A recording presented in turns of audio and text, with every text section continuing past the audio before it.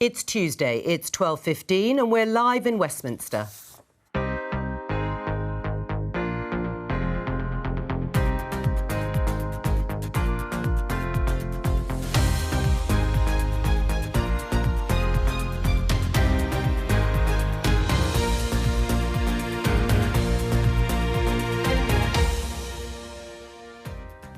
Joining me today, Conservative MP Ben Bradley, Labour MP Diane Abbott, Gabby Hinsliff of The Guardian and The Telegraph columnist Tim Stanley. Today, Britain steps up its language towards Russia over Ukraine. The blood is on Putin's hands, not just of innocent Ukrainians, but the men he has sent to die. Vladimir Putin has also underestimated the unity and resolve of the West and of the rest of the world. But the Russian bombardment of Ukraine continues as a vast Russian military convoy seems to be making its way towards Kyiv. And as refugees flee the violence, Britain faces calls to do more. Also today, the government pushes ahead with plans to crack down on noisy protests. This measure should not be on the statute book. No case has been made, no serious case has been made that this is a real and genuine problem.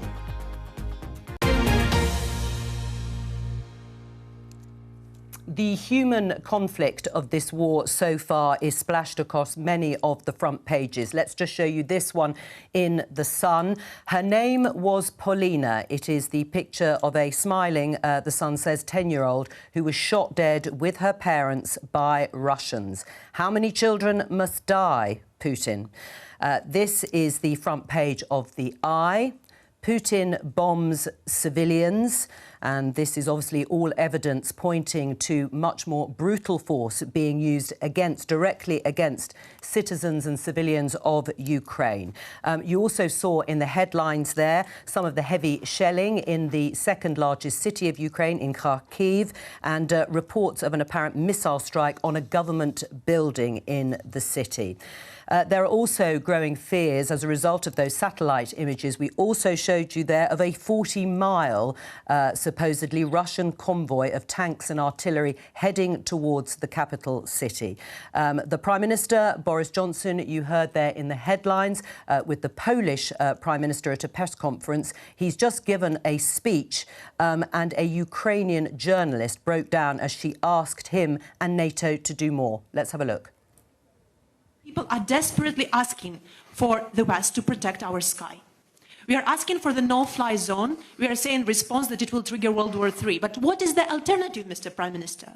Britain guaranteed our security under Budapest Memorandum. So you're coming to Poland. You're not coming to Kiev, Prime Minister. You're not coming to Lviv. Because you are afraid. Because NATO is not willing to defend. Because NATO is afraid of the World War III. But it is already started. And these are Ukrainian children who are there taking the hit. You're talking about more sanctions, Prime Minister, but Roman Abramovich is not sanctioned. He's in London. His children are not in the bombardments. His children are there in London. Putin's children are in Netherlands, in Germany, in mansions. Where are all these mansions seized? I don't see that. I see that my family members, that my team members are saying that we are crying. We don't have where to run. Well, the Prime Minister there facing obvious distress and emotion as this situation unfolds and continues with loss of life in Ukraine. The Prime Minister, just to be clear, has ruled out a NATO-enforced no-fly zone over Ukraine after that confrontation with the Ukrainian journalist. Boris Johnson said it would require UK forces to shoot down Russian planes, and that is not something that we could do. He acknowledged that the UK and its allies could not do everything the Ukrainian people were asking for. In the last few minutes, Liz Truss, the Foreign Secretary, has been giving a speech in Geneva to the UN Human Rights Council in which she accused Vladimir Putin of murdering Ukrainians indiscriminately and violating international law, including the UN Charter. Now, there were talks yesterday in Belarus between a Ukrainian delegation and a Russian delegation. They broke up without success. And having listened to what's been happening this morning, is there any way back from this war or for Vladimir Putin, Ben?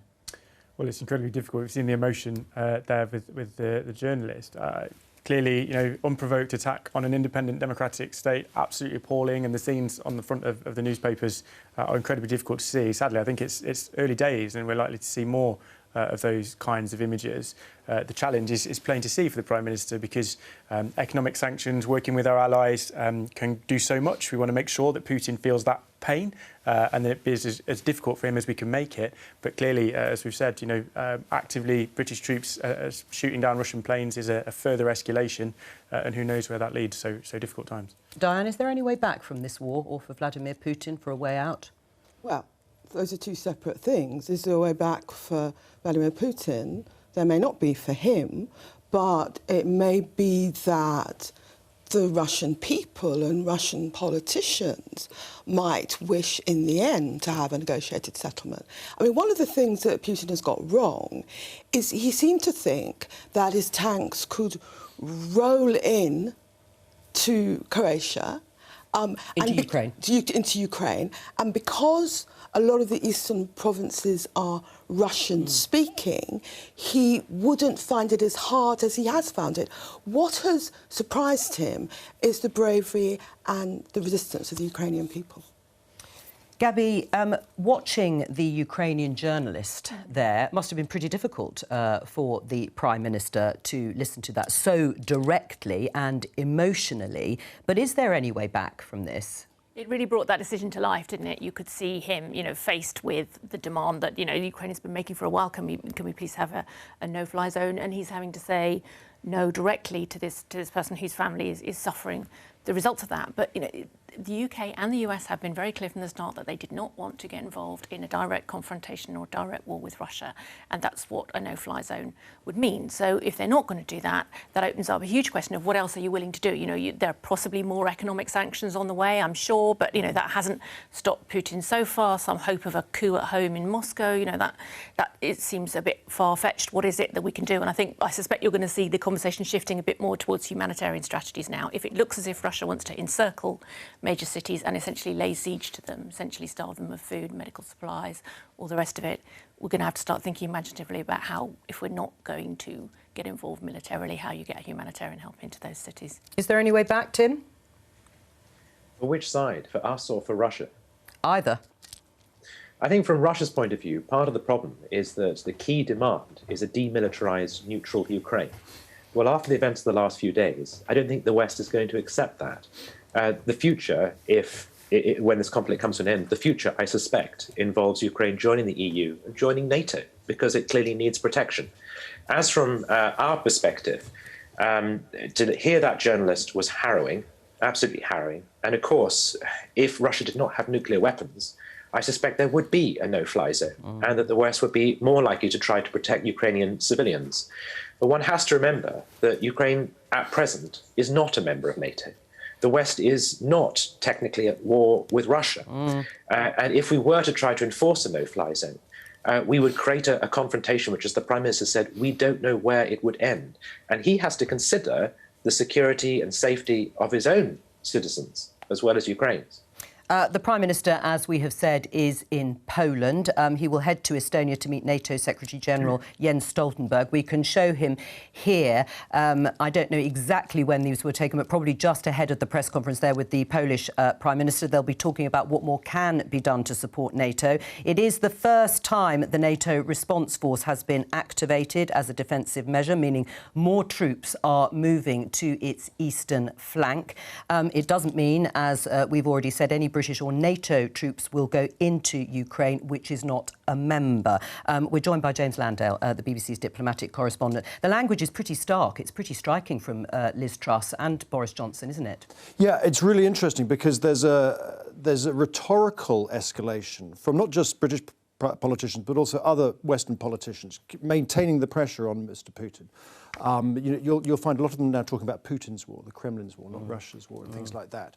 But at the same time, if you talk to officials and others, they are hoping that actually that de-escalates slightly so that they can at least put some feelers out. There is an awareness that communication with Russia has to continue throughout this crisis, not just at a sort of military level, but also at a diplomatic level, so that some kind of engagement can take place. I was struck by the fact that, if you remember, after the Salisbury poisonings, there was that mass expulsion of Russian intelligence officers who are pretending to be diplomats across the Western world. That hasn't happened. There have been some diplomats expelled from the Russian mission in the UN, but that was a specific case. There is clearly an attempt to make sure that diplomatic dialogue at least continues. Right. I mean, one of the things that's been asked for by Volodymyr Zelensky, the Ukrainian president, is for Russia to be stripped of its seat at the UN Security Council. And it did appear as if the UK government was sort of looking at that idea. But is that even possible? No. It's not going to happen. No. But there is no mechanism in the EU, under the UN to expel a permanent member of the Security Council. It is possible for the UN Assembly to put forward a proposal to say we think a particular country should leave the United Nations, but that proposal can only be discussed and voted upon if it comes from the Security Council, and Russia is never going to do that. If we were to do that, then basically it would threaten Britain's place in the UN Security Council. It's not going to move. In terms of the escalation of rhetoric and also military hardware, I just want to show everybody this headline in Politico. Ukrainian pilots arrive in Poland to pick up donated fighter jets from the EU. It is reported that this is the offer. In response to those reports, the Russian news agency TASS has said EU structures and individuals involved in supplies of lethal weapons and fuels to the Ukrainian army will bear responsibility for any consequences of such actions amid the ongoing special military operation. They cannot but understand the seriousness of these consequences. What is the status of this supply of military hardware to Ukraine, not going into Ukraine, pushing troops there, or NATO being directly involved, but interpreted by the Russians as such? Yeah, I mean, this is the next fairly predictable step, which is if the West now is going to offer more munitions and military support, not just in the short term, but also potentially over the long term, if there is an insurgency that goes on potentially for years, Russia will come up with this kind of rhetoric saying we consider that to be an aggressive act. And the risk is that that becomes an element of escalation. So that is a calibration for the West, is how much military support do they give to Ukraine?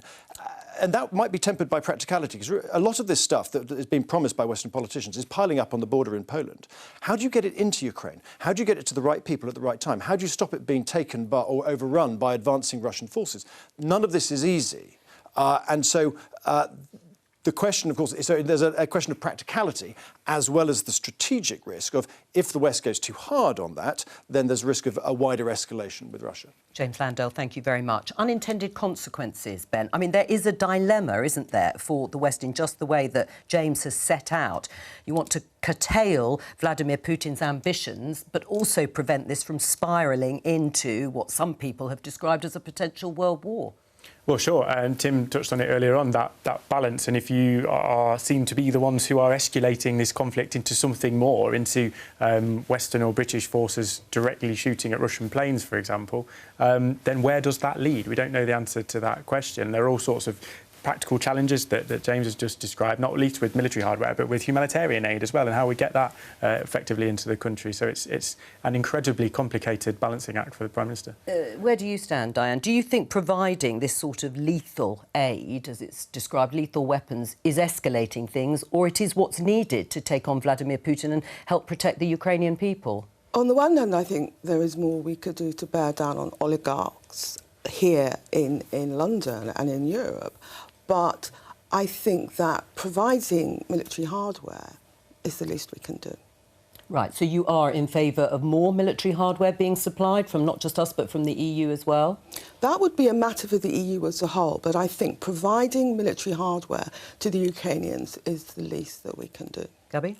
Yeah, I'm in favour of lethal aid, but I think there's probably a limit to what we can achieve at this stage by arming the Ukrainians when, what we're seeing is a civilian bombardment of this, of this degree of severity, and what you do about that becomes a lot more complicated. But the Ukrainians do want armaments. You're saying... Yeah, no, absolutely. And I'm absolutely in favour of that. Armaments, and I'm absolutely in favour of that. Whatever they want from us, we should be giving them. But I don't know that we are necessarily in a position where the Ukrainian army is going to be able to resist the Russians without air support. Tim? I think that this conversation, the backdrop to this conversation is an information war, which I've noticed has been taking place online very intensely, and also a certain degree of the traditional fog of war. We don't really know what's going on. There's been speculation in the last few days Russia's not doing as well as we thought it was. I mean, that obviously would support the rationale for providing more military and humanitarian support to the Ukrainians. That might turn out to be wrong. I mean, Russia does have an enormous army. It could eventually overwhelm Ukraine. We don't really know exactly what's going on or where this is going to end up. Therefore, I'm all for supplying whatever the Ukrainians want. My heart goes out to them. I'm entirely on their side. But Western leaders have to act cautiously, and they have to bear in mind the global consequence of the West becoming too directly involved. Because I can only repeat, we're dealing with a nuclear power and also a dictator who is clearly desperate, probably not doing as well as he intended to do, and who will eventually be facing domestic pressure as well because of economic problems. In those conditions, I am worried Russia might wish to escalate, not just with the Ukrainians, but against us. Right. Diane, I just want to point your attention to this in The Independent. Keir Starmer, the Labour leader, warns Labour MPs anyone attacking NATO will be booted out.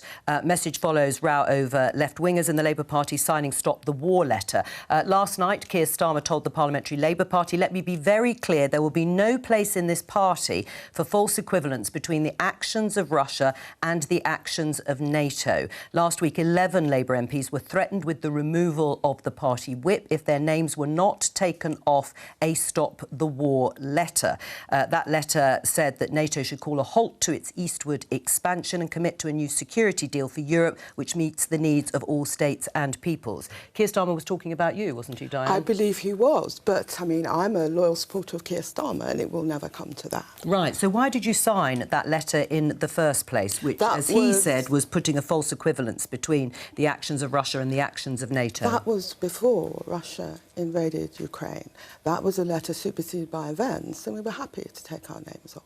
Right, you took your names off, but the letter did say should call a halt to its eastward expansion. So are you saying that it shouldn't be a case that Ukraine could ever join NATO? No, I'm not saying that. The letter has been superseded by events, and we, all 11 of us who signed it, remain loyal supporters of Keir Starmer. And you remain loyal to the fact that anyone attacking NATO will be booted out. You think that's fair from the Labour leader? Nobody wants to attack NATO. Having a debate around NATO strategy is one thing. Attacking NATO is another. Right, and when you say a debate around NATO strategy, what sort of debate are you wanting to have? Any sort of debate. There cannot be a political or even a military issue that you can't debate, surely. Do you agree with that, Ben? I think it's a bit terrifying that there are people in that building over there who think and compare the actions of NATO, a defensive alliance, with the kind of aggression and unprovoked attacks we've seen from Russia. I think it's pretty appalling, to be honest, and I certainly wouldn't want them in my party. No, everybody in the Labour Party supports a defensive alliance. And I think that the Tory party needs to consider its own relationship with Putin and his oligarchs in the past, the donations they've taken from oligarchs in the past, before they accuse us of not being willing to support NATO in defending Ukraine against Putin. Well, I mean, that accusation has been levelled at the Conservative Party and the government by Conservative MPs sat in this studio over the past week or so. It's not just Labour politicians like Diane Abbott making that claim, is it?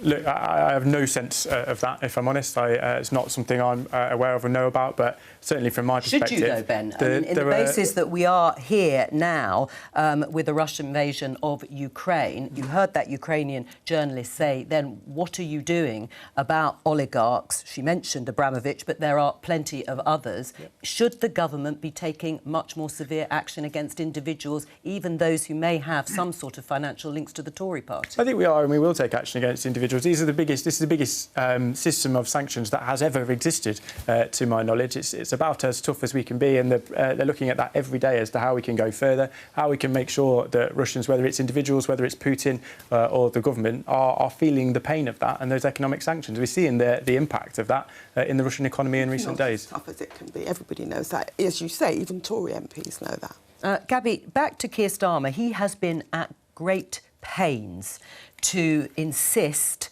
and say that the Labour Party is fully supportive of NATO and has supported the government broadly in its sweep of strategy in this conflict. Why is it so important for Keir Starmer to do that? I think he's drawing a very pointed contrast, and one that you sort of couldn't miss from space, really, between sort of the Starmer regime and the previous leadership and its well-known views on NATO, Russia, Western aggression generally. And I think he has, you know, in a sense, it feels like a horrible thing to say, but, you know, it has presented him with an opportunity to do that. This war, nobody wants to treat a war as an opportunity to put forward geopolitical standpoint, but it has given him the chance to do that, to show a very different style of leadership. And, you know, the Union Jacks behind him are getting bigger and bigger with every appearance, pretty much. And I think he has drawn a very clear line. And from what Diane's just said, I don't think there's going to be a great deal of opposition to that from the left of the Labour Party. I'm sure Diane will correct me if that's the case, if that's not the case. Those of us on the left of the Labour Party will continue to speak out for peace and negotiated settlement, because that's what the people of Russia want, peace, and that's what the people of the Ukraine want, peace. And I would just point out that we're now being told on the left of the party that we can't support Stop the War.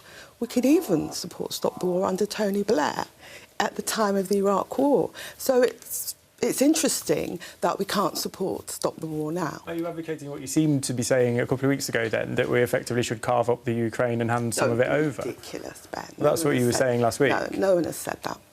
You say you were able to do it. What's wrong with Keir Starmer saying you can't sign up to stop the war if what Stop the War is saying is that NATO should be the one pulling back rather than Russia? Keir Starmer is entitled to say we can't sign up to stop the war. All I'm saying is Tony Blair never made that stipulation. That's all I'm saying. What do you think this is saying to the left of the party? I mean, Keir Starmer taking the opportunity here to stamp his authority very firmly. He's saying very much times have changed and get on board, you know, get on board with this programme or get out. And I think he may see it as an opportunity to really push that side of the Labour Party to the wall. You know, either you're with me and this is a time in which you feel you absolutely cannot, you know, oppose me, in which case I've sort of nailed you onto the programme, or else it's an opportunity to push you out of the party. Do you feel threatened in any way? Do you know, I've been a Labour MP for 34 years and I've always spoken out on what I believed. And on the question of Iraq, in fact, we were proved to be right. And on this, of course we support Keir Starmer. But I think that for some of us, our commitment for representing people who don't have representation in this country and for speaking out on what we think is right is a lifelong thing. Tim, can I put a different question to you, which is about revitalising the West, unifying the West, which we've heard from a number of politicians, and there's plenty of evidence to support it. Over the last 24 hours, there's been more of that, with large corporations and sporting bodies coming out to take a stand against Russia's action in Ukraine. We have the Metro here with the headline "Kicked Out. Football slams the door on Russia as FIFA and UEFA issue tournament bans." And then also the BBC News story about the Ukraine conflict. Disney, Warner, Sony halt release of films in Russia.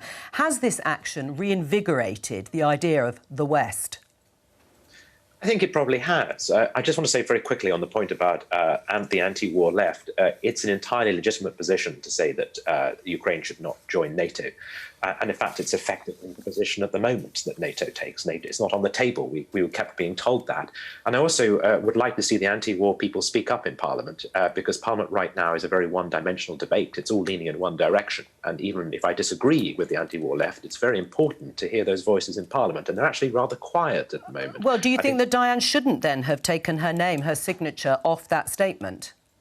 As she said, I don't want to put words in her mouth, but as she said, events moved on. And so it may well have been sensible, therefore, to change one's position regarding the statement. But I'm uncomfortable with leaders of any party trying to force their MPs to take a particular position on what, as I say, I think is a legitimate debate. Even if I don't think Stop the War has a legitimate position itself, it's a legitimate thing to discuss.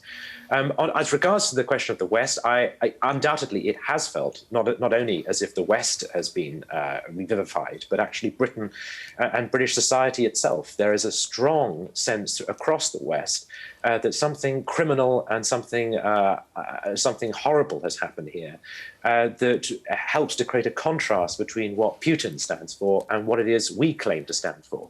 The only caveat I'd add to that is, let's not forget that one reason why Putin did this is because of Western weakness, Western division, but also Western mistakes like its overextension in Iraq and in Afghanistan.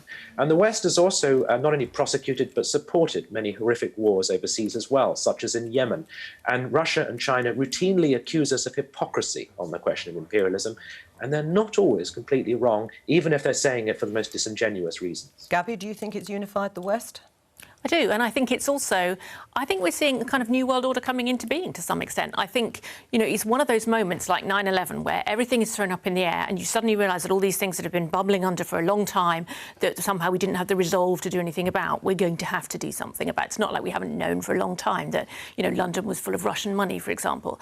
But I think when you see things like Germany rearming, you know, Switzerland joining in economic sanctions, formerly neutral countries like Sweden sending weapons to, you know, our part in that, I think, is going to be around cleaning up the financial system in London, cracking down on Russian money, and probably changing our attitude to refugees coming into the country. So I think you see, you know, all these transitions happening, and a sense that this really is, you know, it's one of those watershed moments where things genuinely change. Well, you mentioned...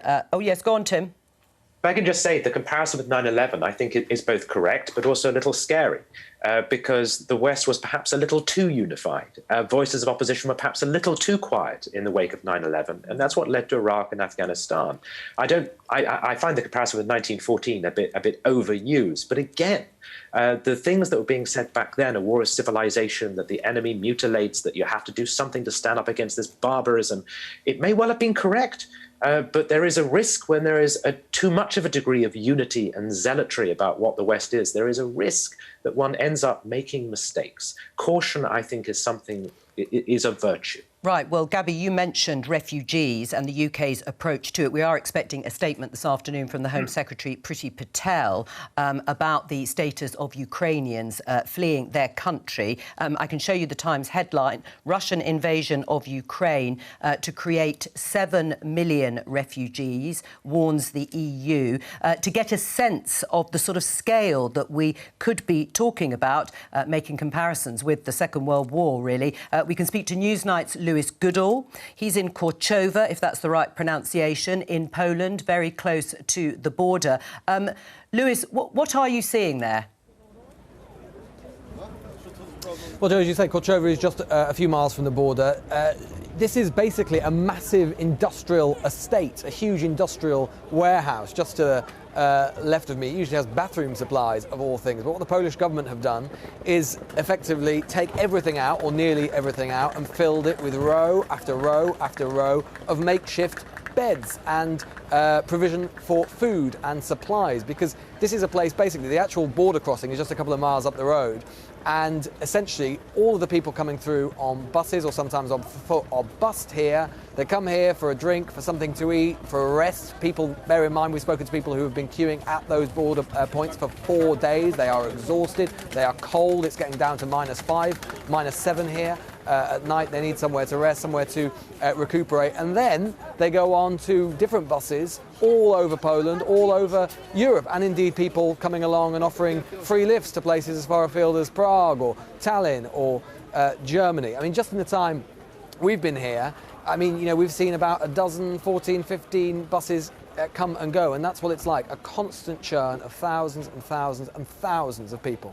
At the moment, the EU has said that Ukrainians can come into countries without visas if they are fleeing the country. Presumably, the numbers are going to increase steadily as the bombardment continues and intensifies in Ukraine itself. Are people coming from all over the country of Ukraine across that border?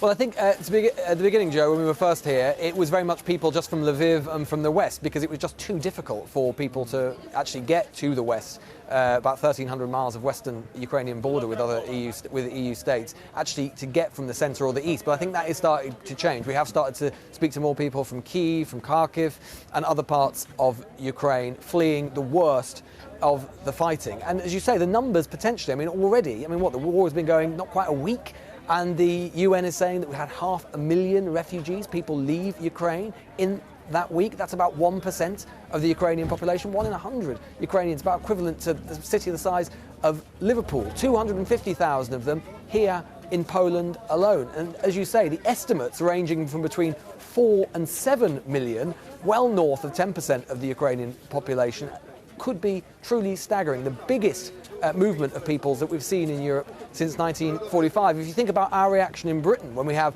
a few hundred, a few thousand people trying to cross from Calais to Dover, well, just imagine what the Poles and other Eastern European governments are dealing with at the moment, and they're doing so with an enormous amount of generosity. Rather different, it has to be said, from the approach that the Polish government and other Eastern European governments have taken in the past, but it has been another one of the huge transformations as a result of President Putin's actions, a really kind of 180-degree turn in the sort of policy approach that Poland and Eastern European governments have taken. Lewis Goodall there on the border of Poland and Ukraine. Thank you very much. Ben, so far, has the government done enough here for refugees? I think they're continuing to do more. I think the humanitarian aid over there is really important because most of those people, I would assume, will want to go home at some stage. So we've expanded the eligibility for visas, we've waived the fees, and we're fast-tracking those applications. So anyone who's got a link to Britain can come. Priti Patel's going to speak about that more later on. Right. Well, so far she hasn't done that, just to be clear. At the moment, until we hear from Priti Patel confirming it, it is just immediate family. And as I understand that, that is spouses, partners and children, not extended family. Would you like her to expand it to other family members, including siblings and parents? And should the visas, which are still in place and needed for Ukrainian refugees to come to the UK, should they be waived? I think I would like to see that. I'm getting constituents come to me and say, you know, my uncle or my... often my uncle's got young children who want to come here, and I think we should absolutely support that. It's fair to say also, though, that my constituents... And we've had, obviously, lots of refugees from Afghanistan, from Hong Kong. We've got a good record on supporting all over the world. That does put pressure on local services and on local communities as well, so there is a balance to that. And as I say, most of those people, I think, over there in Poland now will want to go home. We should support them to do that when the time's right. All right, well, just to update, let's have a look at this tweet from Pippa Crerar, political editor at The Mirror, saying Number 10 confirms that Ukraine refugee visa scheme has now been extended to the wider family in the way I was just saying. Home Secretary Priti Patel to announce that adult parents, grandparents, children over 18 and siblings of those settled in the UK will be permitted entry. Is that enough? No, it's not enough. I'm glad that they've extended the scheme. And I think they're gradually beginning to realise they don't really reflect the public mood on this. The public mood is about being generous to these Ukrainian refugees. I think we should move towards the EU position where you don't need a visa, you get your 3 years automatically. Now, I understand the Home Office is worried that we're going to have Russian spies or somebody coming security in. risk. We'll do the security clearance, but let them in without a visa. Ben?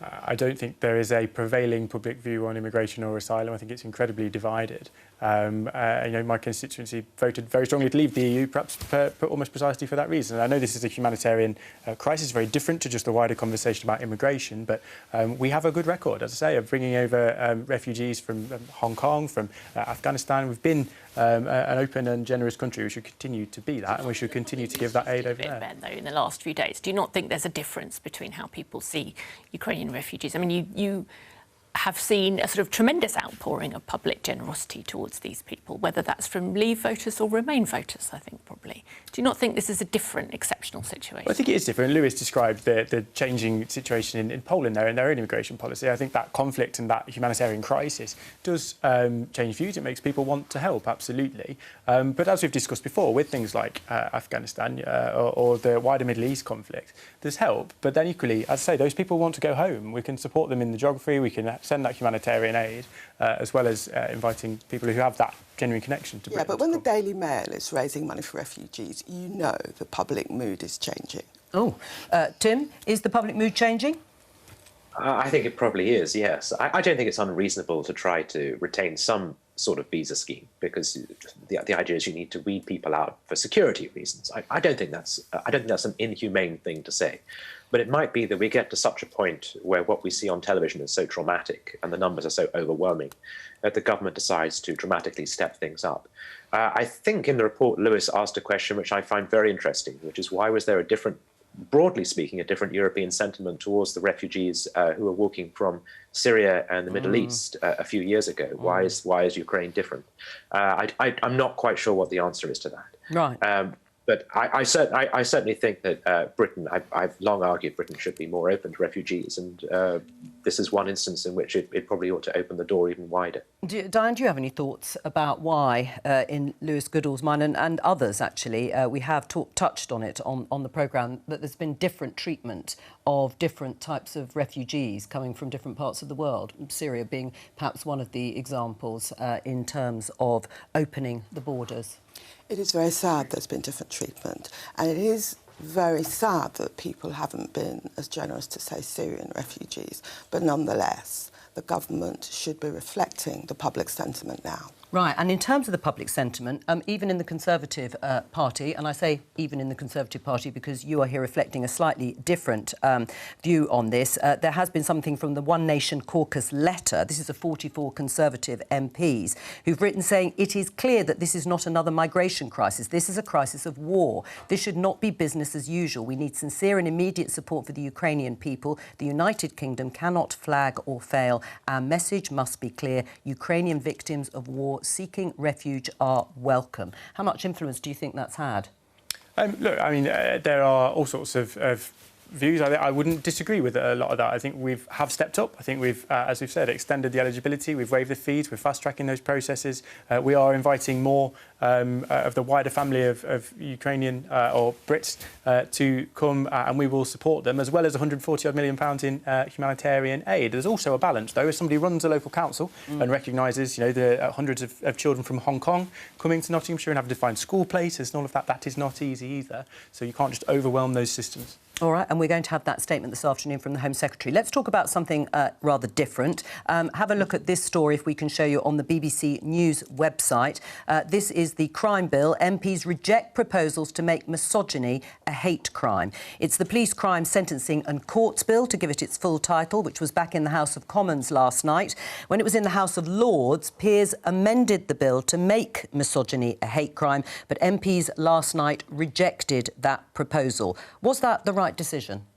Yes, I voted that way. I think it's fairly straightforward. The Law Commission looked at this, said it wasn't the right thing to do, that it would lead to unequal treatment of sex or gender compared to other protected characteristics. And you can do a lot of this under the existing law. So in Nottinghamshire, for example, they already record misogyny when they record crimes, and it's listed as a reason or factor behind any crime. Diane, was it the right decision? No, it wasn't. And you can do a lot of this under existing law, but the point is it's not being done. That's why we wanted to change the law accordingly.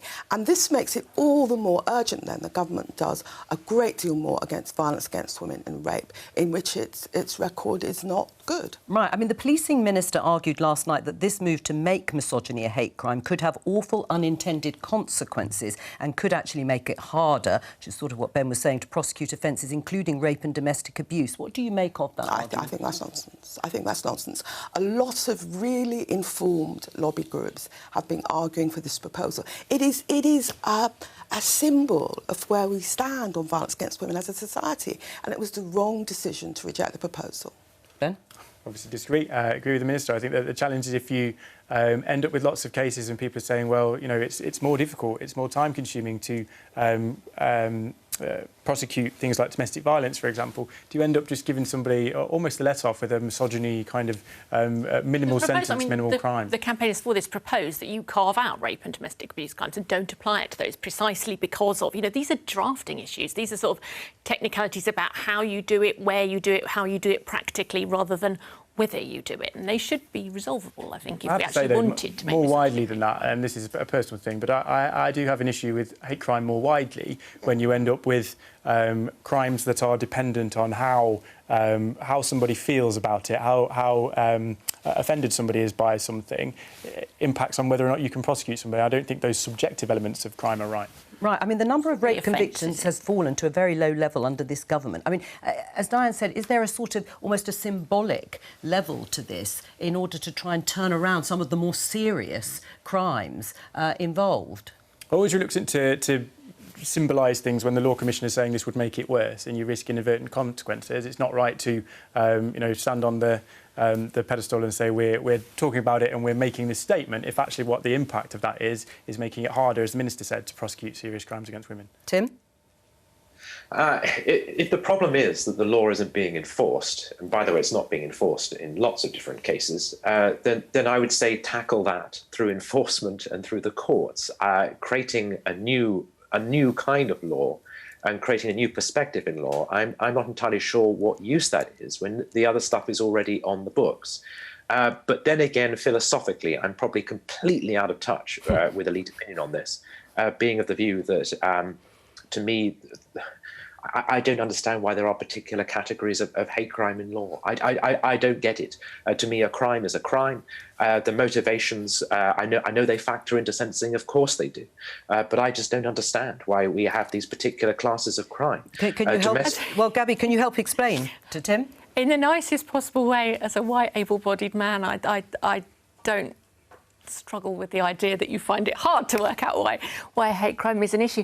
I mean, I think I'm delighted that we've moved on from arguing that we shouldn't do this because it would make people get arrested for wolf whistling. So great that we've moved on from that level of debate about what misogyny is. But, you know, we accept that some crimes are motivated by hatred or resentment or prejudice against other people. And if you don't tackle that root cause, that feeling that drives the crime, that's why the feeling that drives the crime is important, then you don't tackle the offending. And I think this may be an imperfect measure to do that, but that's what it's saying. It's saying get at what drives certain crimes. And you can do that, I think, and prosecute rape better, and prosecute domestic violence better, and enforce the law as it stands. It's not an either or. It doesn't have to be. Tim? I would have thought that one tackles those things through policy, in particular through things like education, or through making something a social stigma. I'm uncomfortable with the policing of thought in any way being introduced into law. And as for... but it's not the policing of thought, though, is it? Hate crime involves a criminal offence. It's not just what you think. Yeah, but why is what relevant? No, but the criminal offence is itself being prosecuted and tried. I've never personally, I'm getting in a lot of trouble for this, I can tell. I've never personally understood why the motivations behind it, but specific motivations behind it should be a problem. And as for the, I can't possibly hold a view on this because I'm white, able-bodied, etc., etc. I live in Kent. The law is meant to be blind. I mean, by introducing that point... But offending is not blind. Right, well, hang on. Diane is desperate to get in. Tim is uncomfortable with policing thought. I am uncomfortable with hate crime.